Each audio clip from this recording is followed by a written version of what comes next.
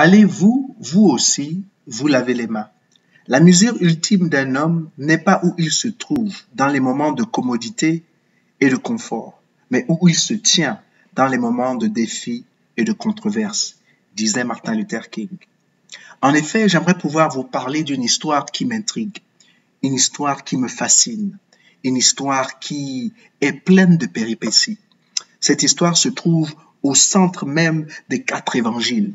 C'est cette histoire de Hérode, de Ponce Pilate, de Judas, du peuple, des principaux sacrificateurs et bien entendu de Jésus-Christ. Oui, j'aimerais pouvoir vous parler aujourd'hui de la crucifixion de Jésus-Christ de Nazareth. Et la question que je me pose, et que cette question est ouverte à tout le monde, allez-vous, vous aussi, vous laver les mains? Vous voyez, dans Matthieu 27, 1 au verset 26, la Bible nous appelle ou nous interpelle ou nous amène à faire un choix. Faire des choix, que dois-je faire de Jésus-Christ? Vous voyez, pour pouvoir bien comprendre cette histoire, il faut comprendre le contexte. Les peuples juifs étaient dominés par les Romains. Les Romains ont conquis leur terre. Et en ce moment précis, au moment précis où on parle, à cette période-là, les Juifs étaient sous domination romaine. Et les Romains avaient le pouvoir économique, ils avaient le pouvoir politique, et bien entendu, c'est eux qui dirigeaient et contrôlaient toute la nation. Et les Juifs avaient un pouvoir religieux. Et donc, ils étaient en perpétuel conflit. Et le rôle de Rome, c'était de pouvoir maîtriser toutes sortes de sédessions, toutes sortes de rébellions chez les peuples juifs. Il fallait à tout prix éliminer tous les leaders, les hommes et les femmes qui étaient capables de pouvoir insuffler le courage et la foi dans des hommes et des femmes afin que ces hommes et ces femmes puissent se libérer des jougs de Romains. Et c'était le rôle du gouverneur de Rome de s'assurer que telle chose ne puisse se dérouler sous leur juridiction. Et donc, il est important pour nous de comprendre le contexte et de pouvoir nous fermer les yeux pendant un moment et essayer de nous plonger dans cette période-là.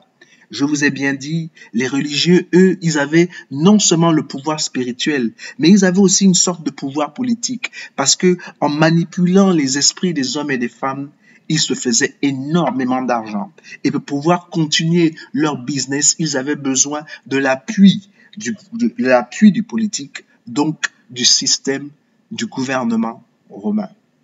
Et c'est ainsi que cette relation entre ces deux entités était quand même forte. Et à chaque fois que les religieux voulaient accomplir des actes qui étaient odieux et qu'ils ne pouvaient pas le faire eux-mêmes parce que c'était en contradiction directe avec leurs croyances, ils voulaient que d'autres personnes le fassent pour eux. Donc, lisons un peu les Saintes Écritures. Lisons Matthieu 27, verset 3. Et nous allons commencer par Judas. Vous voyez, Judas a choisi de livrer Jésus. En décidant quoi faire de Jésus, Judas a essayé d'utiliser le Christ comme un moyen de gain personnel. Il a choisi un système, le système de corruption. Vous voyez, il y a plusieurs personnes qui viennent à Christ et qui acceptent Christ dans leur vie, mais pour les mauvaises raisons. Il est important pour nous d'accepter Christ parce que nous avons besoin d'être réconciliés avec notre Créateur, parce que nous avons besoin d'avoir une relation intime avec notre Dieu, parce que nous avons besoin d'être en communion parfaite et absolue avec notre Dieu. C'est Dieu qui nous a créés et tant que nous ne reposons pas en lui, nous n'aurons jamais de repos. Voilà pourquoi nous devons être en contact avec Christ. L'évangile n'a jamais été une source pour nous faire énormément d'argent ou bien pour avoir un statut particulier dans la société. Mais l'évangile est venu à nous pour que notre âme soit sauvée, pour que nous puissions prospérer comme prospère l'état de nos âmes. La corruption et le fait d'être un faux témoin étaient déjà interdits dans l'Ancien Testament. Deutéronome 19, 18 à 19.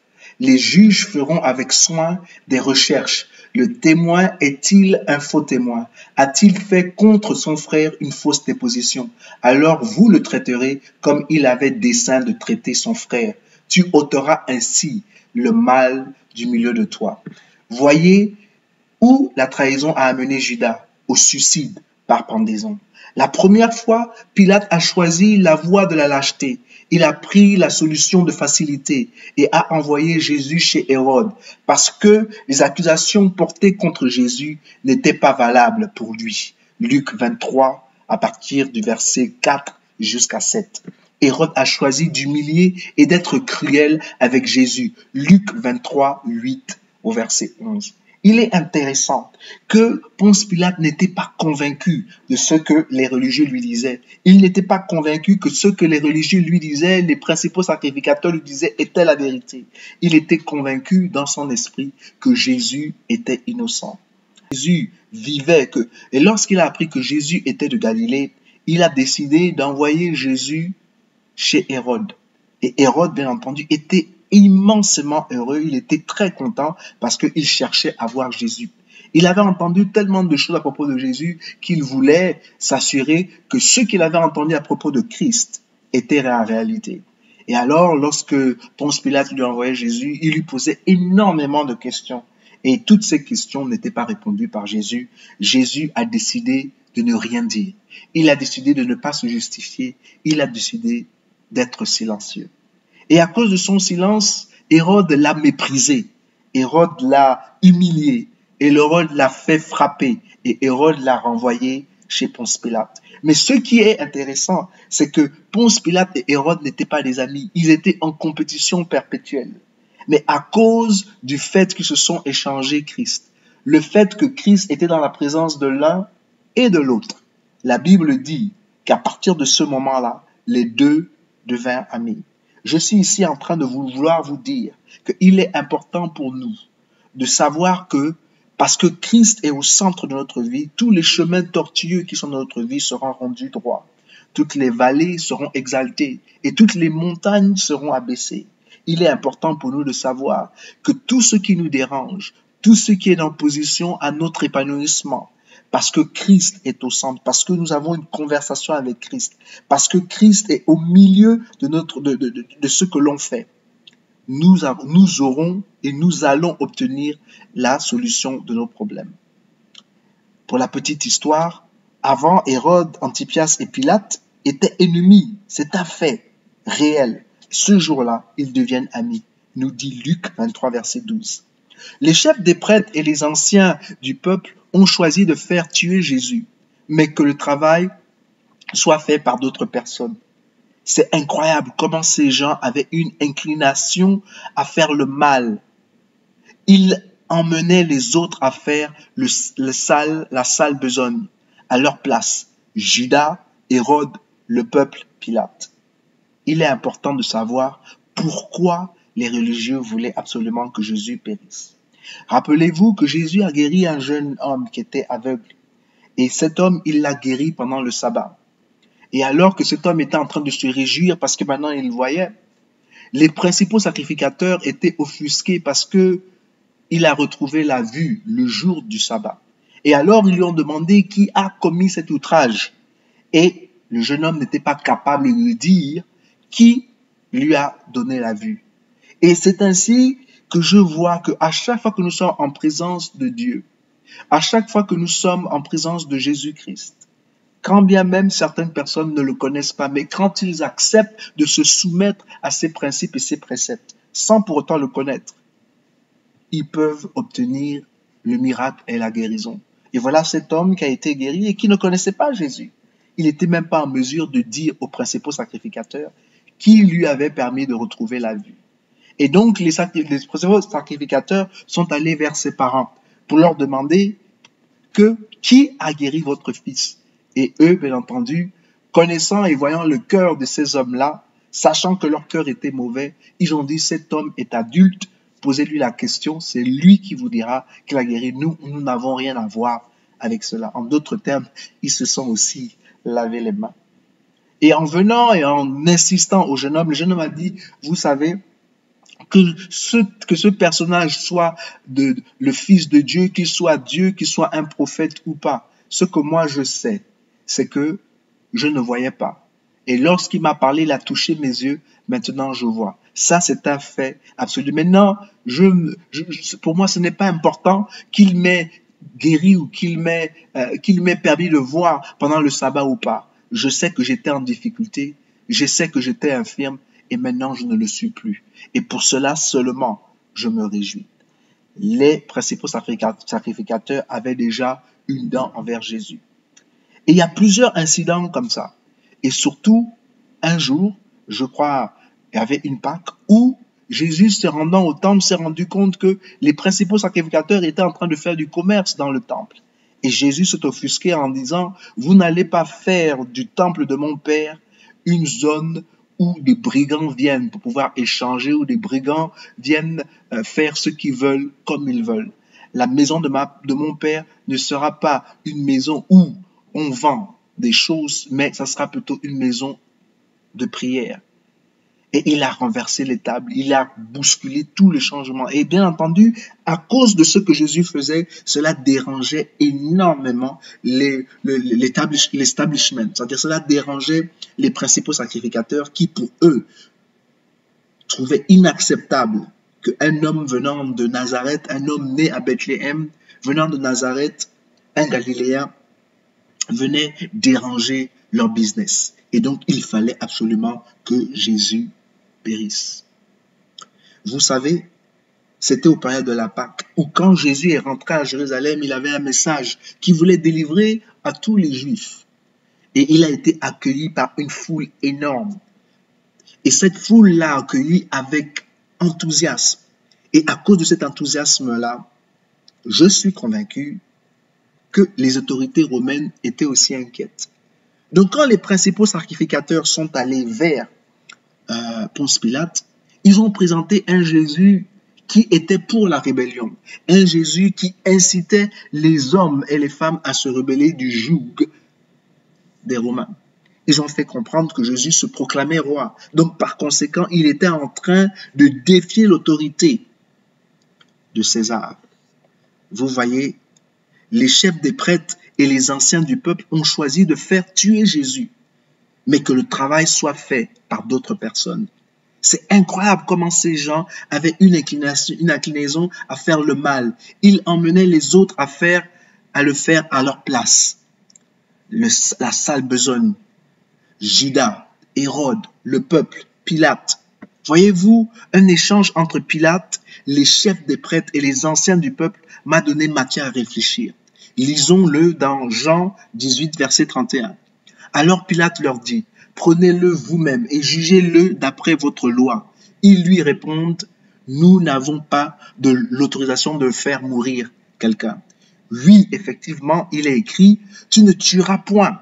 Exode 20, verset 13. Ils étaient conscients de ce commandement, mais la malice, c'est-à-dire l'inclinaison à faire le mal dans leur cœur, était plus forte. Jésus devait être crucifié. Vous me direz, la mort de Jésus était nécessaire. Je suis tout à fait d'accord avec vous, mais il est aussi écrit dans Luc 17, verset 1. Jésus dit à ses disciples, il est impossible qu'il n'arrive pas de scandale, mais malheur à celui par qui ils arrivent. Le peuple, la foule, a choisi d'être instrumentalisé par les chefs des prêtres et les anciens du peuple, en menant la transmission des responsabilités de ces derniers qui demandaient la crucifixion de Jésus. La foule qui a accueilli Jésus, l'appelant Hosanna au fils de David, était la même foule qui maintenant appelait à son exécution. Matthieu 21, versets 1 à 11. Le peuple était égaré par ses dirigeants. Ils pensaient que mettre Jésus à mort les aiderait. Au lieu de cela, c'est un jugement qu'ils ont subi pour avoir mis à mort le Fils de Dieu, leur Messie. La deuxième fois, Pilate a choisi la voie de l'hypocrisie. Pilate comprenait bien que Jésus était innocent. Il a dit qu'il ne voulait pas crucifier Jésus, mais il l'a fait parce qu'il voulait faire plaisir à la foule. Il a agi de la même manière que de nombreux politiciens de nos jours agissent pour gagner en popularité, même s'ils pensaient que ce qu'ils faisaient était mal. Voyez-vous, un fait marquant s'est produit à cette époque. Les rêves étaient considérés comme des indications de la volonté divine. En Matthieu 27, 19, pendant que Pilate est assis au tribunal, sa femme envoie quelqu'un pour lui dire « Ne t'occupe pas de l'affaire de cet homme innocent. Cette nuit, dans un rêve, J'ai beaucoup souffert à cause de lui. Il est important pour nous, ceux qui sommes mariés, qui avons des femmes, qui croient, qui ont la crainte de Dieu, qui aiment Dieu et qui communent avec Dieu. Il est important pour nous de les écouter. Parce que très souvent, Dieu veut pouvoir transmettre un message qui nous est destiné à travers nos épouses. Mais bien entendu, il nous faut une femme qui craint Dieu, une femme qui aime Dieu. Donc, je veux encourager ici tous les époux qui sont dans des difficultés, quand il y a des moments où c'est difficile pour vous de pouvoir prendre une décision, d'écouter vos femmes, d'être attentif à votre femme, surtout quand celle-ci est dans le Seigneur. Surtout quand celle-ci se soumet à l'autorité divine, surtout quand celle-ci a un cœur pur et cherche Dieu de tout son cœur et qu'elle aime Dieu de toute son âme, de toute sa force, de toute sa personnalité.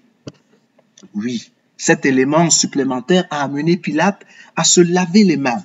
Vous voyez, ce qui signifiait que le sort de Christ lui était égal et qu'il se dégageait de toute responsabilité. Les commanditaires devaient eux-mêmes répondre de leur acte devant Dieu. C'est vrai, tout était écrit, mais malheur à celui par qui le scandale arrive. Vous voyez, dans Deutéronome, la Bible nous dit que lorsque les prêtres passaient dans une ville et qu'ils voyaient un corps, par exemple, qui gissait la mort, bien entendu, que dès qu'ils avaient la possibilité de se laver les mains, ils se lavaient les mains. Et quand ils se lavaient les mains, ils étaient en train de dire publiquement que ce qui est arrivé à cet homme-là, nous ne sommes pas coupables et nous ne savons pas ce qui lui est arrivé et nous ne voulons même pas savoir ce qui lui est arrivé, que ce qui lui est arrivé ne nous regarde pas. Et alors, il se lavait les mains devant publiquement afin que les gens reconnaissent que ce qui est arrivé à ces hommes-là, à cet homme-là, n'avait absolument rien à voir avec eux.